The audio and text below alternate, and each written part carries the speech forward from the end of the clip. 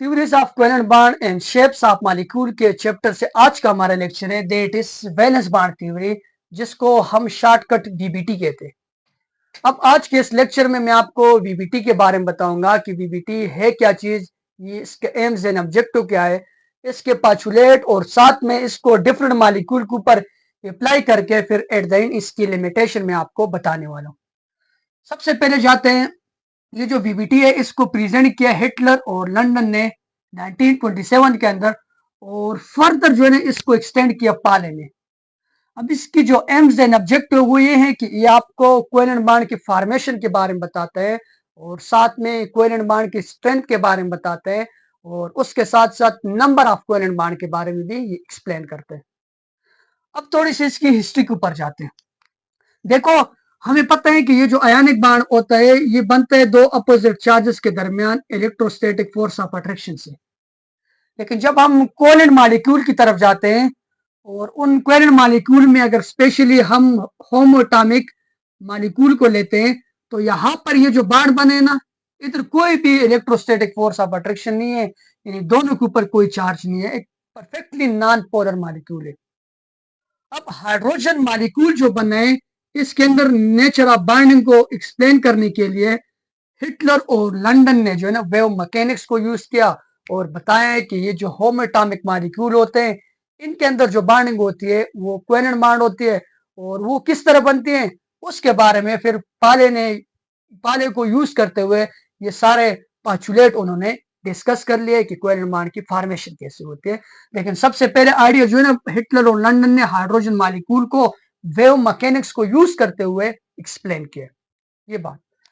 अब पाचुलेट की तरफ जाते हैं और एक एक पाचुलेट को मैं डिस्कस करते हुए मॉलिक्यूल के ऊपर अप्लाई करूंगा। देखो, सबसे पहली बात ये है कि कोवेलेंट बॉन्ड बनता कैसे है, और ये आपको ये कह रहा है कि covalent bond is form by the overlapping of two atomic orbital, यानी दो एटम के अंदर ये जो एटॉमिक ऑर्बिटल होते हैं मैं बताऊंगा, इनकी ओवरलैपिंग से ये एक दूसरे के ऊपर ऐसे ओवरलैप कर जाते हैं और ओवरलैपिंग से क्या होते हैं, कोवेलेंट बॉन्ड बनते हैं। दूसरी बात, ये आपको कहेगा कि सिर्फ वो वाले एटॉमिक ऑर्बिटल बॉन्डिंग के अंदर हिस्सा लेंगे जो हाफ फिल्ड होंगे, एम्प्टी ऑर्बिटल और फुल फिल ऑर्बिटल बॉन्डिंग के अंदर पार्टिसिपेट नहीं करते, बताऊंगे एक एक। दूसरी बात, अब ये जो दो एटॉमिक ऑर्बिटल एक दूसरे के ऊपर आके ओवरलैप करेंगे तो they must be opposite spin. अगर एक एटॉमिक ऑर्बिटल के अंदर इलेक्ट्रॉन की स्पिन क्लॉकवाइज है तो दूसरे के अंदर मस्ट बी एंटी क्लॉकवाइज, यानी सेम स्पिन के साथ कभी भी ये ओवरलैपिंग नहीं कर सकते। तीसरी बात, एक्सटेंट ऑफ ओवरलैपिंग। ओवरलैपिंग की एक्सटेंट यानी कब ओवरलैपिंग ज्यादा होगी कब ओवरलैपिंग कम होगी, मैं डिफरेंट तरह के मॉलिक्यूल एटॉमिक ऑर्बिटल को आपके सामने ये जो पॉइंट है ना इसको डिटेल से बताऊंगा कि एस एस ओवरलैपिंग से जब बाण बनेगा तो वो ज्यादा स्ट्रांग होगा, या एस पी ओवरलैपिंग से जो बाण बनेगा वो ज्यादा स्ट्रांग होगा, या पी पी ओवरलैपिंग से जो बाण बनेगा वो ज्यादा स्ट्रांग होगा। एक्सटेंट ऑफ ओवरलैपिंग का मतलब ये जितनी ज्यादा ओवरलैपिंग मैक्सिमम होगी तो आप लोगों के पास जो बाड होगा ना वो इसकी स्ट्रेंथ ज्यादा होगी। आगे, अगर एक एटॉमिक ऑर्बिटल है, क्या मतलब सर एक एटॉमिक ऑर्बिटल का मतलब ये अगर एक एम्पियर इलेक्ट्रॉन है एक एटम के अंदर भी और दूसरे एटम के अंदर भी एक एम्पियर इलेक्ट्रॉन है तो उससे जो बाण बनेगा उसे हम बोलेंगे सिंगल कोवेलेंट बाण, एक बाण बनेगा। अब नंबर ऑफ ऑर्बिटल की तादाद बढ़ेगी, दो होगी, तीन होगी, तो आप लोगों के पास जो है ना नंबर ऑफ कोवेलेंट बाण भी बढ़ेंगे। एक होगा तो एक बाण बनेगा, दो होंगे तो दो बाण बनेंगे, तीन होंगे तो तीन बाण बनेंगे। मीन टू से जितने आप लोग के पास एटॉमिक ऑर्बिटल हाफ फिल्ड होंगे उतने आप लोग के पास मॉलिक्यूलर ऑर्बिटल बनेंगे। मॉलिक्यूलर ऑर्बिटल का मतलब ये कि उतने ही कोवेलेंट बाण बनेंगे। एक की को डिस्कस करूंगा ना। दूसरी बात, ये जो है ना कोवेलेंट बाण की डायरेक्शन के बारे में आपको बताएगा कि जिस डायरेक्शन में ओवरलैपिंग हुई है उसी डायरेक्शन के अंदर आप लोग का बाण बनेगा। यानी दो एटॉमिक ऑर्बिटल अगर इस तरह आएंगे ना, यानी इस तरह एक इधर से आ गया और दूसरे इधर से आ गए, उनकी डायरेक्शन एक की ऐसी है दूसरी की ऐसी है तो बाण ऐसे बनेगा, ऐसे बाण ऐसे बनेगा। ऐसा नहीं होगा कि दोनों की डायरेक्शन इस साइड पर है और बाण ऐसे बन जाए। डायरेक्शन ऑफ बाण डायरेक्शन ऑफ ओवरलैपिंग के ऊपर डिपेंड करते हैं। अब एक एक को बताओ कि ये आपको कहता क्या है। देखो, एक सिंपल मॉलिक्यूल से एग्जांपल लेते हैं। लेट्स सपोज मैं मालिक्यूल का नाम, मालिक्यूल को छोड़ो, मैं एटम का नाम भी नहीं लेता। मैं आपको लेट सपोज कर तो ये एक एटम है जिनका एटॉमिक नंबर है फॉर एग्जांपल 7 है। अब आप लोगों ने इसकी इलेक्ट्रॉनिक कन्फिग्रेशन करनी है 1s2, 2s2 और साथ में 2p3। ये वाला जो है ना, ये वाला, ये वैलेंस शेल है। अब ये जो बॉन्डिंग वगैरह होगी, जितनी भी चीजें होगी, ये वैलेंस शेल के अंदर होंगे। जो इनर शेल होंगे उसके साथ बॉन्डिंग का, शेप्स वगैरह का कोई ताल्लुक नहीं है। सारी बात वैलेंस वैलेंस विस्पर तीव्र में मैंने डिटेल से बता दिया वैलेंस शेल के बारे में। अब अगर आप लोग इसको, इस शेल को या सब शेल को ऑर्बिटल के फॉर्म में लिखते हो तो एस के अंदर एक ऑर्बिटल होते हैं। सिमिलरली अगर आप लोग पी को लोगे तो पी के अंदर कितने ऑर्बिटल होते हैं? पी के अंदर 3 ऑर्बिटल होते हैं। इलेक्ट्रॉन की फिलिंग करो, ये हो गया, ये हो गया, ये हो गया। अब अगर आप लोग यहां पर देखते हो तो पी के अंदर 3 ऑर्बिटल है और तीनों हाफ फील्ड है। मतलब ये होगा कि ये जो एटम है इसके पास एबिलिटी है कि ये 3 बाण बना सके। ये कितने बाण बना सके? ये 3 बाण बना सके, इसके पास ये एबिलिटी है। अब ये वाला जो ऑर्बिटल है ये बॉन्डिंग के अंदर पार्टिसिपेट नहीं करेगा क्योंकि ये फुल फिल्ड है according to VBT, full filled. और एम्प्टी ऑर्बिटल जो होंगे बॉन्डिंग के अंदर पार्टिसिपेट नहीं करेंगे। अब अगर इस एटम का एटॉमिक नंबर 6 होता तो यहां से ये पी एक्स पी वाई हो जाता, पी जेड खाली होता। अब ये 2 बाण बनाता। जितने अनपेयर इलेक्ट्रॉन है ना, हाफ फिल ऑर्बिटल है ना, उतने ही बाण बनेंगे। अब मैं अगर एक इलेक्ट्रॉन को और कम करूं तो ये अब 8 बाण बनेगा। मतलब ये है। और दूसरी बात ये है कि जब 2 एटम एक दूसरे के करीब आएंगे ना, अब अगर दूसरे एटम होता, मैं अभी साथ में मालिक्यूल से लेता हूं, शुरू करता हूं कि आपको समझ आ जाए, टाइम जाए ना हो। सही है, सिंपल से लेता हूं। अब ये जो ओवरलैपिंग है ना, ओवरलैपिंग, ये 3 तरह की ओवरलैपिंग होती है जो आप लोग की बुक के अकॉर्डिंग है। 4 तरीके से भी हो सकती है लेकिन 3 है तो मैं 3 को बता देता हूं।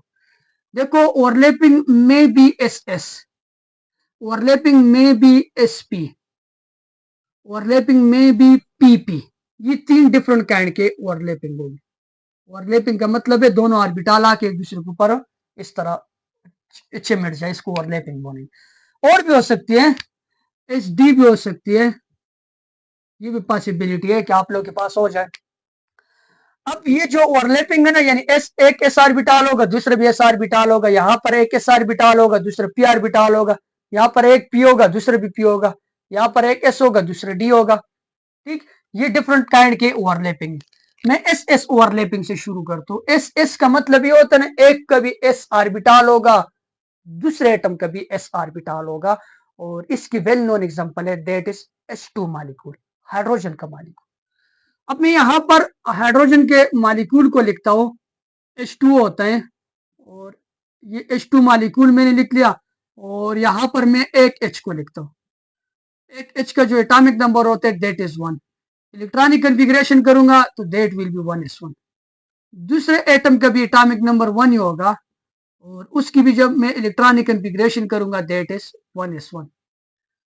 यानी एक का भी s ऑर्बिटल होगा और दूसरे का भी s ऑर्बिटल है। अब एक के s ऑर्बिटल के अंदर एक इलेक्ट्रॉन होगा और दूसरे के s ऑर्बिटल के अंदर भी एक इलेक्ट्रॉन होगा। पहली बात, कोवेलेंट बॉन्ड बनेगा एटॉमिक ऑर्बिटल की ओवरलैपिंग से। दूसरी बात, वो वाला एटॉमिक ऑर्बिटल बॉन्ड के अंदर हिस्सा लेगा जो हाफ फील्ड है। पहली बात, हाफ फील्ड है या नहीं। तीसरी बात ये है कि जब स्पिन करेंगे, यानी जो इलेक्ट्रॉन की स्पिन होंगे, जो ओवरलैपिंग होंगे, दे मस्ट बी अपोजिट। क्या मतलब?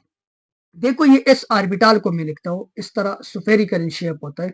ये एक ऐसे, और इसके ऊपर जब ये दूसरा आएगा तो ये ओवरलैप कर जाएगा ये दूसरे से। अब यहाँ पर असल में ये बाण बन गया, ये इसका न्यूक्लियाई ये वाला।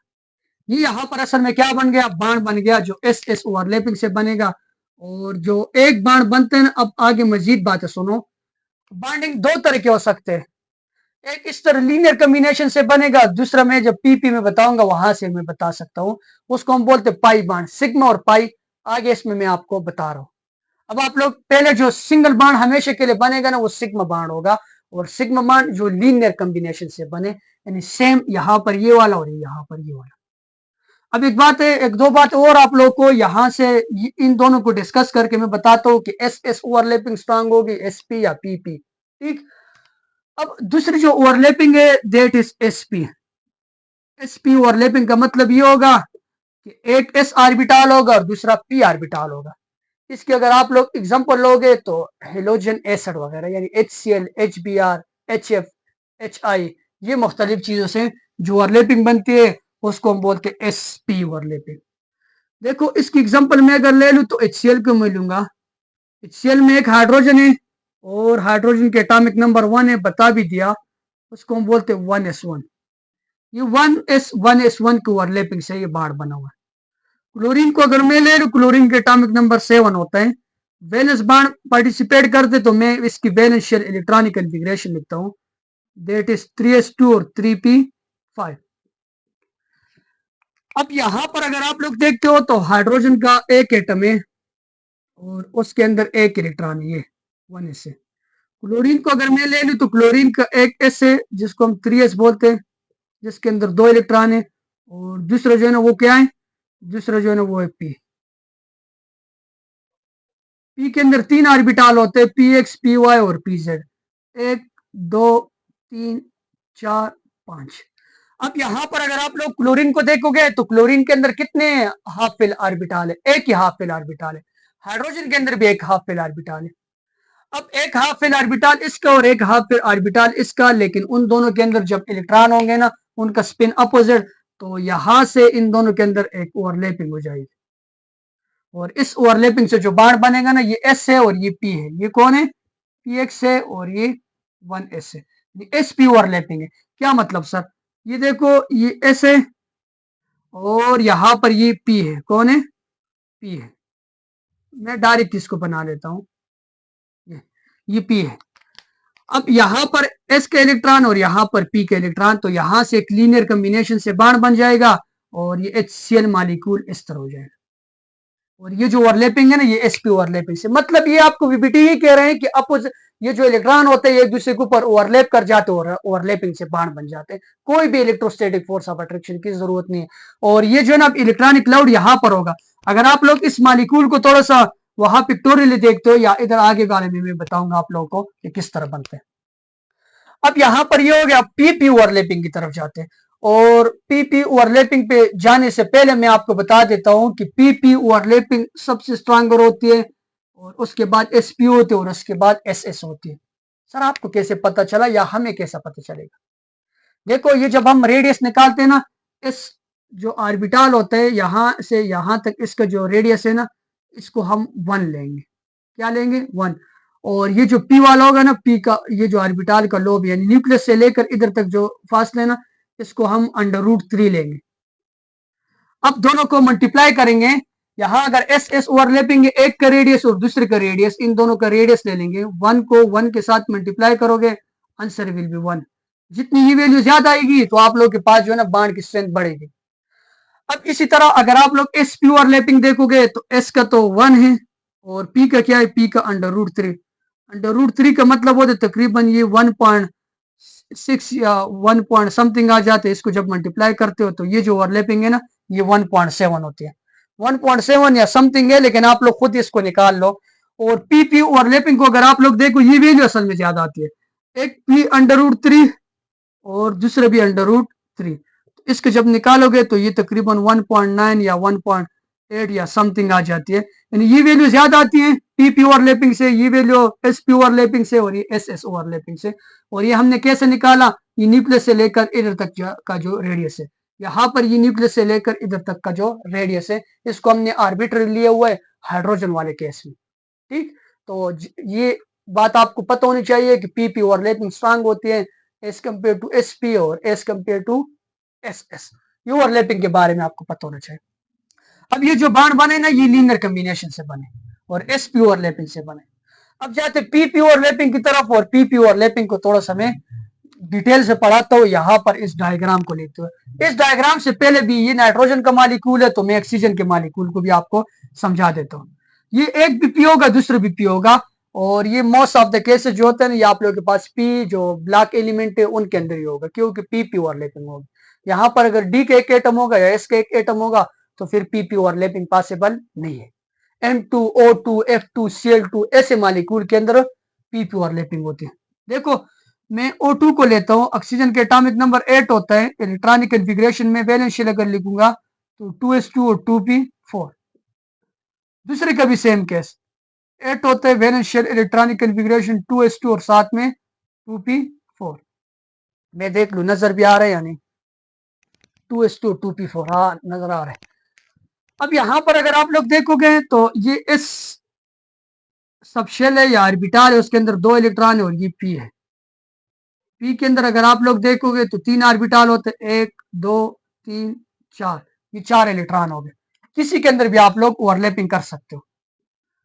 यहां पर अगर आप लोग देखोगे यहां पर भी 2 इलेक्ट्रॉन हो गए और ये कितने इलेक्ट्रॉन हो गए, यहां पर ये सिमिलर इस तरह भी हो जाएगा। अब यहां पर अगर आप लोग देखोगे 2 ऑर्बिटल हाफ फील्ड है, 2 ये है और ये 2 ये है, दोनों का स्पिन अपोजिट करना है। यहां पर मैंने सेम लिख लिया लेकिन स्पिन मस्ट बी अपोजिट। अब क्या होगा, ये इसके साथ ओवरलैपिंग कर जाएगा और ये इसके साथ ओवरलैपिंग कर जाएगा, इसको हम बोलेंगे पी एक्स और ये पी वाई। अब जितनी ओवरलैपिंग होगी ना, यहां पर देखो more unpaired electron more will be covalent bond, यानी अनपेयर इलेक्ट्रॉन की तादाद जितनी बढ़ेगी तो आप लोग के पास कोवेलेंट बॉन्ड की तादाद भी बढ़ेगी। अब यहां पर तो एक एक अनपेयर इलेक्ट्रॉन थे तभी एक एक बॉन्ड बना, लेकिन यहां पर अगर आप लोग अनपेयर इलेक्ट्रॉन को देखोगे उसकी तादाद बढ़ गई है, बढ़ने का मतलब ये है कि 2 होगी। अब देखो यहां अगर आप लोग ये ऑक्सीजन का मॉलिक्यूल को लिखते हो, मैं इधर ही लिख लेता हूं, ऐसा ना हो कि फिर उधर नजर ही ना आए। ये एक्सटेंट ऑफ ओवरलैपिंग में मैंने आप लोग को बता दिया कि स्ट्रेंथ क्या होगा। देखो ये ऑक्सीजन का एक ऑर्बिटल है और ये ऑक्सीजन का दूसरा ऑर्बिटल है। जेड वाला अभी बॉन्डिंग के अंदर हिस्सा नहीं ले, जेड वाले को छोड़ दो। जब एक दूसरे के करीब आएंगे ना, करीब आने से यहाँ पर ये इसके साथ ओवरलैपिंग, ये ओवरलैपिंग असल में है। और सिमिलरली इसको अगर मैं इधर लिख लूं तो ये, अब ये px हो गया, इसके अंदर एक इलेक्ट्रॉन है और एक इलेक्ट्रॉन यहाँ पर, ये इलेक्ट्रॉन ऊपर नीचे दोनों साइड पर हो सकते हैं। कि ये जो अभी असल में पाई बाण की बात आएगी तो मैं अभी पाई बाण आपको समझाने वाला हूँ कि सिग्मा बाण और पाई बाण होता क्या है। और सिमिलरली इसके भी एक इलेक्ट्रॉन इधर आ जाएगा तो ये लीनियर ओवरलैपिंग कर जाएगा। अब ये जो पहला बाण बने ना और दूसरे बाण की पॉसिबिलिटी ये होगी कि ये वाला ऑर्बिटल इसके साथ इस साइड से और ये वाला ऑर्बिटल इसके साथ इस साइड पर, इलेक्ट्रॉन की पॉसिबिलिटी है कि वो इधर भी हो सकते हैं और इधर भी हो सकते हैं, ये ऊपर नीचे से यानी साइड वाइज ओवरलैपिंग कर जाएंगे। अब ये जो लीनियर कॉम्बिनेशन से बाण बने ना, जो ये लीनियर कमी, इसको हम बोलते हैं सिग्मा बाण और इसको हम डिनोट करते इस साइड से। और जो साइड वाइज ओवरलैपिंग से बाण बने या पैरेलल ओवरलैपिंग से बाण बने इसको हम बोलते हैं पाई बाण। अब सिग्मा बाण सिंगल बाण को बोलते हैं, पाई बाण डबल बाण को बोलते हैं। पहला बाण जब कभी बनेगा वो सिग्मा बाण होगा और उसके बाद जितने बाण भी बनेंगे वो पाई बाण बनेंगे। सिग्मा बाण में जो इलेक्ट्रॉनिक डेंसिटी होती है ना वो 2 न्यूक्लियाई के सेंटर में होती है, जबकि पाई बाण में जो इलेक्ट्रॉनिक डेंसिटी होती है वो above and below the plane होती है। सिग्मा बाण और पाई बाण के अक्सर पेपर के अंदर आ जाते हैं, डिफरेंशिएट करो। दूसरी बात यह है कि सिग्मा बाण स्ट्रांगर बाण होते हैं, पाई बाण वीकर बाण होते हैं। सिग्मा बाण हमेशा के लिए पहले बनता है, पाई बाण बाद में बनता है। सिग्मा बाण लीनियर कॉम्बिनेशन से, पाई बाण साइड वाइज ओवरलैपिंग से। ये 4-5 आप लोग बुक के अंदर देख लो, इसका डिफरेंस है। अब देखो तो ये ऑक्सीजन का एक एटम है, ये ऑक्सीजन का दूसरा एटम है, ये जो बाण बने ना ये वाला असल में ये वाला बाण है और उसके बाद जितने भी बाण होंगे ना वो पाई बाण होंगे और पाई बाण वीक होगा। ये यानी जितने अनपेयर इलेक्ट्रॉन होंगे उतनी आप लोग के पास बॉन्डिंग होगी। और डायरेक्शन ऑफ ओवरलैपिंग ये देखो, ये पी एक्स आएंगे तो इस तरह ओवरलैपिंग होगी और ये दोनों आएंगे तो ओवरलैपिंग ऊपर से होती है। ऐसा नहीं होगा कि ये दोनों आएंगे और ये ओवरलैपिंग इस तरह हो जाए। डायरेक्शन ऑफ ओवरलैपिंग का मतलब ये है। और direction of overlapping proper in orientation होती है, प्रॉपर होती है, तो दैट्स व्हाई ये जो कोवेलेंट बॉन्ड होते हैं they are direction in nature और आयनिक बॉन्ड जो होते हैं वो नॉन डायरेक्शनल होता है। कोवेलेंट बॉन्ड डायरेक्शन यही ओवरलैपिंग की रीजन। अब ये 2 बाण वाली बात होगी। अब ऐसा भी हो सकता है कि आप लोग के पास जो है ना 2 से ज्यादा बाण भी बन जाए। यहाँ पर मैंने उसकी वेल नोन एग्जांपल दी है, इसको हम बोलते हैं नाइट्रोजन का मॉलिक्यूल। अगर आप लोग नाइट्रोजन मॉलिक्यूल में देख दो तो एटॉमिक नंबर 7 है, इलेक्ट्रॉनिक कन्फिग्रेशन 1s2, छोड़ो 1s2 को, 2s2 और साथ में 2p3। और दूसरे को भी देखोगे तो वो भी इस तरह हो जाएगा n7, 2s2 और 2p3। अब अगर आप लोग सब शेल को ऑर्बिटल की फॉर्म में लिखते हो तो एस ये हो गया जिसके अंदर 2 इलेक्ट्रॉन और पी जो है ना, पी ये हो गया, जिसके अंदर कितने इलेक्ट्रॉन, 1 2 3। अब यहाँ पर 3 हाफ फिल ऑर्बिटल है, तो मतलब ये होगा कि ये 3 बाण बनाएगा। अब 3 बाण में जो एक बाण बनेगा वो लीनियर कॉम्बिनेशन से बनेगा, जिसको हम बोले सिग्मा बाण। और जो इसके बाद वाले बाण बनेंगे वो पाई बाण बोले होंगे, जो साइड वाइज ओवरलैपिंग से बनेंगे। यहाँ पर देखो, यहाँ पर मैंने ये नाइट्रोजन के मॉलिक्यूल को लिखा हुआ, ये पी ऑर्बिटल है सब। एक इलेक्ट्रॉन यहाँ पर आ जाएगा इसका, दूसरा इलेक्ट्रॉन यहाँ पर आ जाएगा, तीसरा इलेक्ट्रॉन यहाँ पर आ जाएगा। सेम केस इस वाले में भी हो जाएगा, एक इलेक्ट्रॉन यहाँ पर आ जाएगा, दूसरा इलेक्ट्रॉन यहाँ पर आ जाएगा, तीसरा इलेक्ट्रॉन यहाँ पर आ जाएगा, लेकिन स्पिन अपोजिट का। अब ये जो पाई इलेक्ट्रॉन है ना, या ये वाले जो इलेक्ट्रॉन है पी वाई और पी जेड एक्सिस में, ये वो भी होंगे और बिलो भी होंगे, दोनों साइड से ओवरलैपिंग होगी। ठीक, ये सिर्फ ऊपर नहीं होंगे। ठीक, अब यहां से ये एक बाण बन गया जो लीनियर ओवरलैपिंग से बन गया, जिसको हम बोलेंगे सिग्मा बाण। एक का पी एक्स, दूसरे का भी पी एक्स। ये फॉर एग्जाम्पल ये पी एक्स है, ये भी पी एक्स है, ये पी वाई है, ये पी जेड है, तो ये वाला पी वाई हो जाएगा, ये पी जेड है और ये पी वाई। अब पी वाई को पी वाई के साथ मिलाओ, पी जेड को पी जेड के साथ मिलाओ, ये इधर हो जाएगा, ये वाला इधर हो जाएगा, ये वाला इधर हो जाएगा और ये वाला इधर हो जाएगा। ये जो है ना, ये नाइट्रोजन का मालिक्यूल बन गया। और नाइट्रोजन के मालिक्यूल में अगर आप लोग देखते हो तो ये एक नाइट्रोजन है, ये एक बाण दूसरे नाइट्रोजन के साथ, ये तीसरे नाइट्रोजन के साथ, और ये चौथे तीसरे नाइट्रोजन के साथ नहीं, ये पहले एक बाण, ये दूसरा बाण और ये तीसरा बाण। पहला बाण सिग्मा बाण हो गया और बाकी जो बाण हो गए ये पाई बाण हो गए। तो ये आपको विस्पर थ्योरी असल में बताती है कि जो बाण होते हैं वो बनता किस तरह। और साथ में दूसरी बात ये ना कि आपको ये नंबर ऑफ कोवेलेंट बाण के बारे में बताती है, ये नंबर ऑफ कोवेलेंट बाण है। और उसके बाद स्ट्रेंथ ऑफ कोवेलेंट बाण भी बताता है, यानी जितने कोवेलेंट बाण की तादाद ज्यादा होंगी उतनी उसकी स्ट्रेंथ भी ज्यादा होती है। और यहाँ पर अगर आप लोग देखते हो पी पी ओवरलैपिंग है, ये वाला बांड स्ट्रांगर है as compare to s s overlapping, s p overlapping HCl वाला, और as compare to s s overlapping. ये डिफरेंट काइंड की ओवरलैपिंग थी और डिफरेंट काइंड के यानी सिग्मा और पाई बांड के बारे में आपको ये जो कौन है वीबीटी है इसने डिटेल से बता दिया। अब ये सारी बातें तो वीबीटी बता देते हैं, लेकिन हर एक थ्योरी का अपना अपना ड्रॉबैक्स होता है। जिस तरह विस्पर थ्योरी आपको शेप और ज्योमेट्री तो बता रहा था, लेकिन वो ये नहीं बता सकता था कि इसके अंदर ये बाण बनता कैसे है। तो बाण बनाने के लिए वीबीटी ने बता दिया कि अपोजिट स्पिन से आते हैं और वहां से ओवरलैपिंग हो जाते हैं और बाण बन जाते हैं। बस सिंपल सी बात है। ओवरलैपिंग एस एस भी हो सकते हैं, एसपी भी हो सकता है, पीपी भी हो सकता है। पहले ओवरलैपिंग होगी तो सिग्मा बाण बनेगा, उसके बाद जो ओवरलैपिंग होगी पाई बाण बनेगा। सिग्मा बाण लीनियर ओवरलैपिंग से, पाई बाण साइड वाइज ओवरलैपिंग से।